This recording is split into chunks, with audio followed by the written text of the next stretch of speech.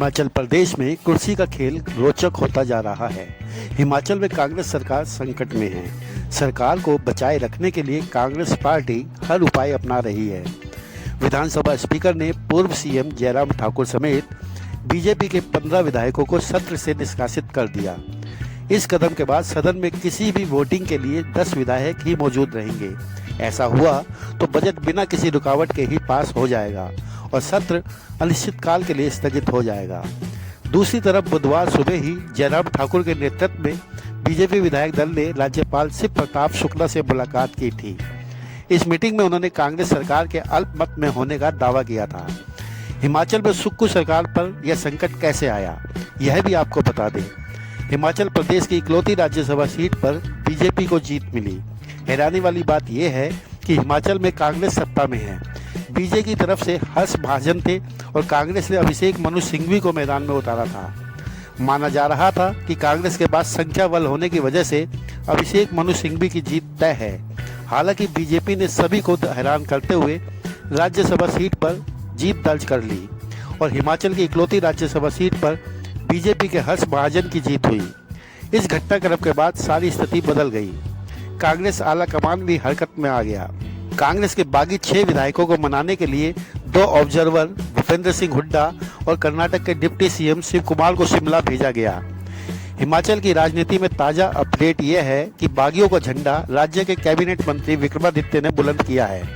उन्होंने अपने मंत्री पद से इस्तीफा देते हुए कांग्रेस पार्टी और सीएम सुखविंदर सुक्खू पर गंभीर आरोप लगाए हैं। आरोपों पर सुक्खू ने क्या कहा, आइए सुनते हैं। जैसे कि सिंघवी साहब ने कहा, शाम तक कस्में जो लोग खाते थे, सुबह तक फिर कस्में खाते रहे और जब अपना ईमान ही बेच दिया।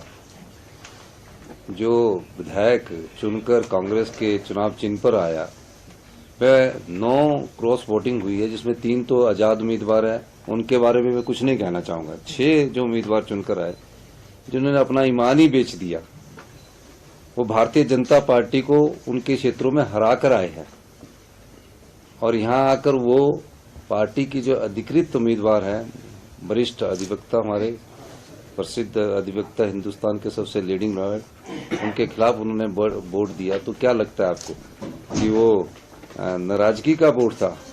वो तो एक ही चीज का वोट होता है जिसकी जानकारी आपको मेरे से ज्यादा होगी। बात कांग्रेस आला कमान की जाए तो जानकारी मिली है कि मामले को लेकर खड़गे और राहुल गांधी में बातचीत हुई है। बहुत संभव है हिमाचल में कांग्रेस सरकार को बचाए रखने के लिए कहीं सुक्खू को ही हटा ना दिया जाए। दूसरी ओर केंद्रीय मंत्री अनुराग ठाकुर ने बीजेपी विधायकों को निष्कासित करने पर कांग्रेस पर निशाना साधा है।